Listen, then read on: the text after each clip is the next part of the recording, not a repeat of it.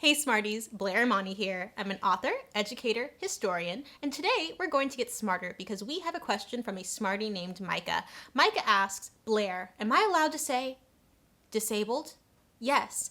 And let's talk about disability, ableism, and more with featured educator Keah Brown. Let's get smarter, y'all. Get smarter with Blair Imani. Today's lesson is brought to you by my Smarties on Patreon. Patreon allows me to create this high quality content even when sponsors aren't sponsoring me, and that's huge. You can go to patreon.com/Blair Imani, and for $2 a month and up, support my work. Not only my work, but the work of folks like Ren Fernandez-Kim, who's behind the camera. Hi! And LeSeure, who does my editing, Cami Zea, who does my graphic design, Shelby Rassler, who does my music, and everyone behind the scenes who's making this stuff happen. So, I encourage you to do that, and without further ado, let's get into the lesson. So, what are we getting smarter about today? That would be disability. Now, the question was, can I say disabled?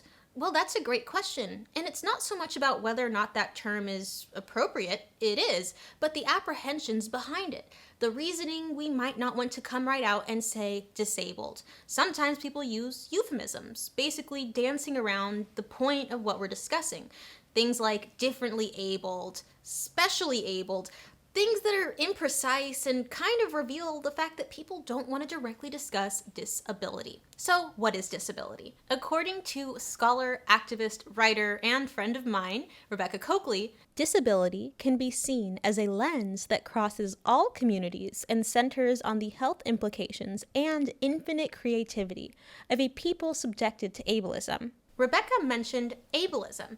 Ableism is a system of oppression that harms disabled people and prioritizes abled people. And this is a framework created by Imani, who I highly recommend you check out. She goes by Crutches and Spice online and taught me so much of what I know about having the conversation around disability. Ableism has consequences. It incorrectly says that disabled people must fix themselves. What? No. We must fix a world that makes things inaccessible to disabled people. And today we have a featured educator to specifically help us get smarter about disability. And that would be Keah Brown, a dear friend of mine who's generously decided to spend some time with us.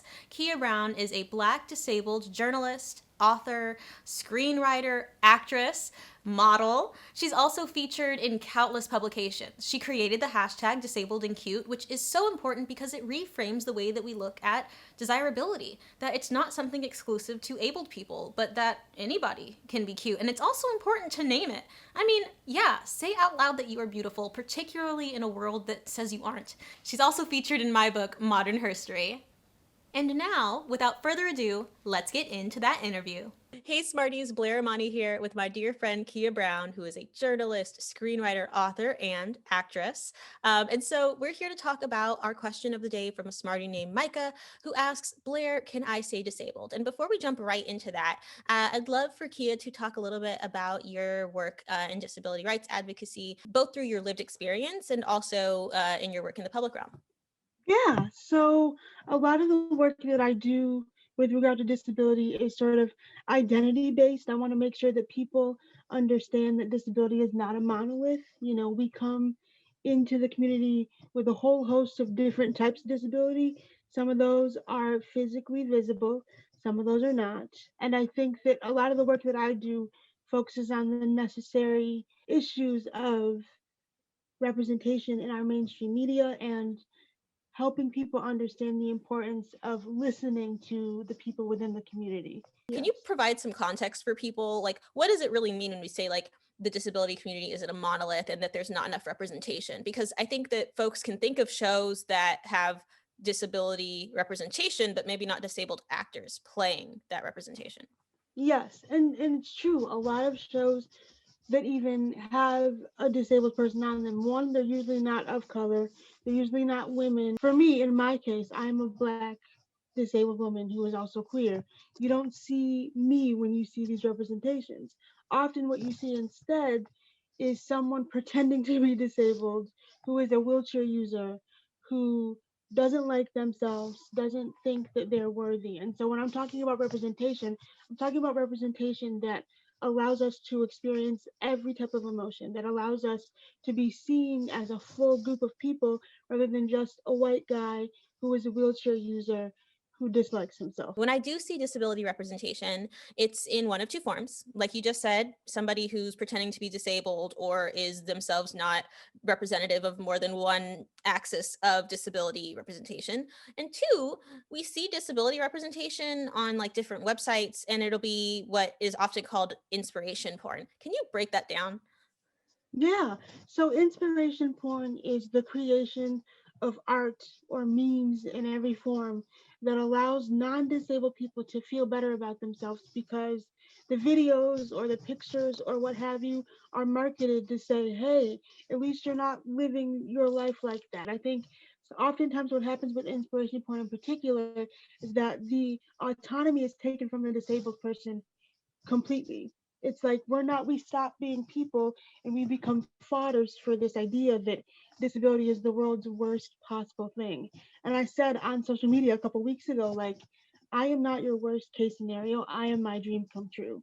And I think a lot of times what inspiration porn does is take away the autonomy of disabled people and tell us that we should feel horrible about who we are and what we are, and that we should only accept the pity granted to us, or that we should be excited about the fact that somebody else is celebrating us for getting out of bed in the morning. And I see this frequently. I think that I've learned a lot from you and Imani Barbarin about Mm-hmm. the way that autonomy is denied. And then also we're supposed to applaud that autonomy being denied. It's very bizarre. It's infantilizing. And I Yep. think that from what I've learned from you and Imani, that it connects back to this idea that this ableist idea that disabled people don't know what's in their best interest. And that's a myth. So let's break Yeah. that down too. People think that you're right. Yes, that's exactly it. People think that we couldn't possibly know what we want. We couldn't possibly have any desires, dreams, or hopes of our own. That all we are is the burden to a caretaker or a family member or a loved one of some sort. Because I think people often believe that we're not people in the first place. We're just roadblocks along the way to something else. And living in that ableist idea is so exhausting because it's like you constantly have to prove yourself. I've seen so much how disabled people have been deprioritized, even in the beginning of the pandemic, around this time last year, where there were shortages in beds and nurses were being made to choose whose life was worth saving, and they were doing that in a ableist manner. How has Yeah. that been like for you, if you don't mind sharing, just from a personal standpoint? Because I think on a daily basis, like for myself and for you as well, being Black, like we see the police violence and it constantly is a threat of our humanity being stripped away. And then so the added layer of being Black and disabled, if you could share what that's like and how folks can, stomp that out.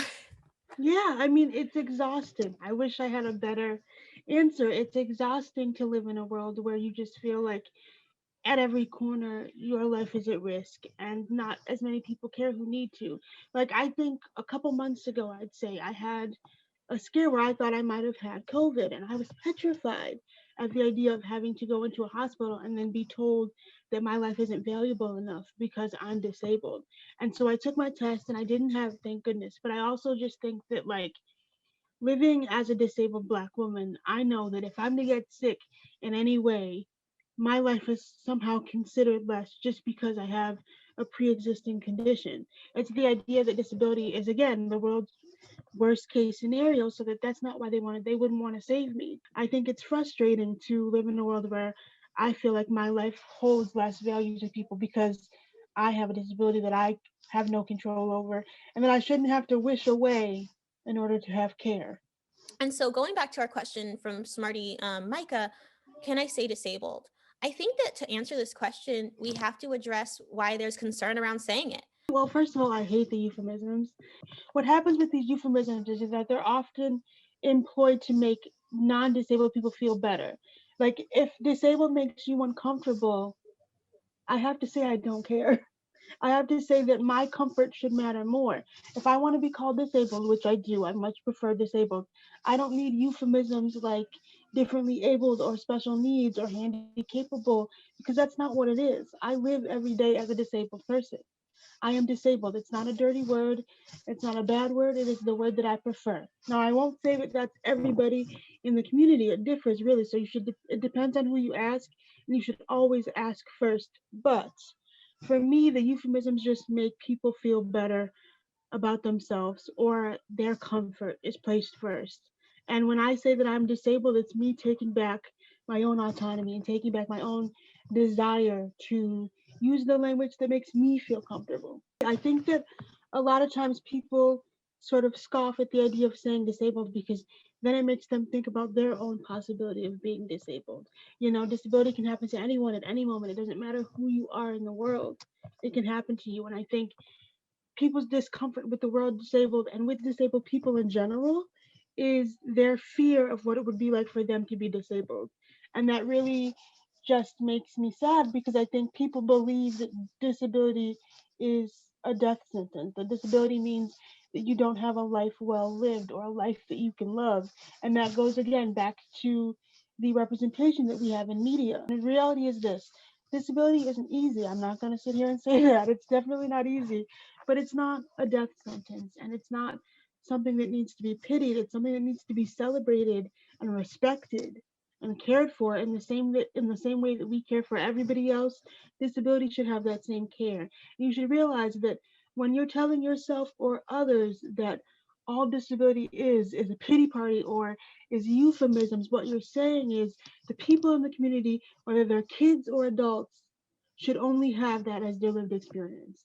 That we don't deserve joy and kindness and excitement. Because the truth is, we do deserve those things. And we can't have them if we live in a world where people are so tied up in whether or not they should say disabled because disabled feels dirty instead of giving us the respect and the rights that we deserve.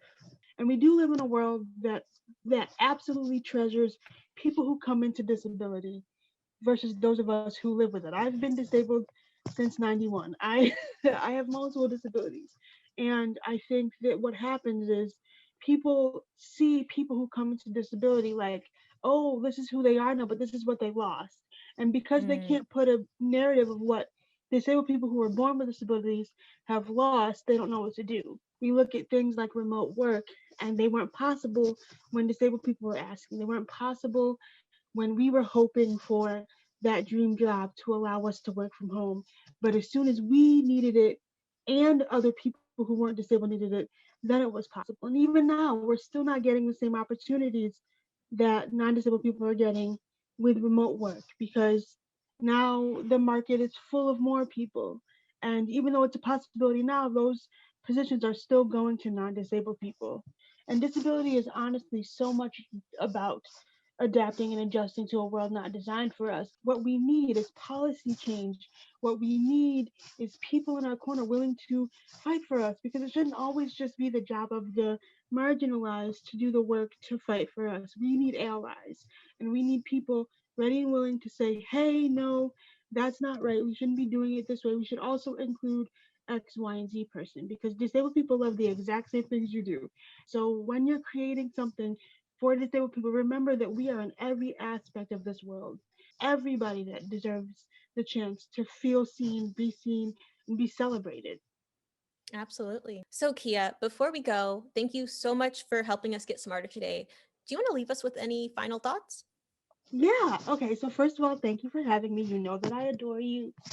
I just want to say that joy is revolutionary, that it is okay to be happy and excited and eager about what's to come in the world, whether you're disabled or not.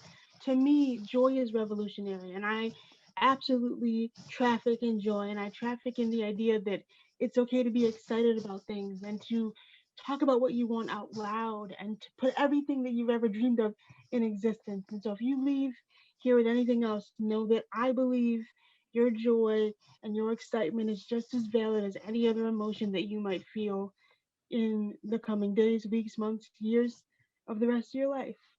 Choose That's so joy. beautiful. Choose joy, absolutely. Make sure to check out Keah Brown. Linked in my bio on Instagram is all of her info, and also below on YouTube if you're watching on YouTube. And let's do a little outro. Well, Smarties, I hope that you got smarter. Make sure to follow Keah Brown, as well as the other educators I featured at the beginning of this talk, including Rebecca Coakley, Imani Barbarin, and, It's so exciting to be able to support the folks who are doing this work, and I wouldn't be able to do that without your support on Patreon. Again, you can go to patreon.com/Blair Imani. These funds actually made it so I could hire Keah to appear in this video, because it's not enough to say, hey, lend your expertise. You have to be able to compensate people for that work. So thank you, Keah. Thank you, Patreon Smarties. And thank you to my team. Again, Ren Fernandez-Kim behind the camera. Yo! And LeSeure, who does my video editing, Cami Zea, who does my graphic design, and Shelby Rassler, who does my audio. And if you want to get smarter about a specific subject that I have not covered yet, you can go to blairimani.com/questions and send your question there. I'll follow up, and maybe you'll get featured like our Smartie of the day, Micah. Well, Smarties, that's another episode of Get Smarter with Blair Imani. Make sure to like, comment, subscribe, and ring that notification bell so that you can be the first one to comment on my posts. And while you're here, check out one of my previous videos. Let's keep it going.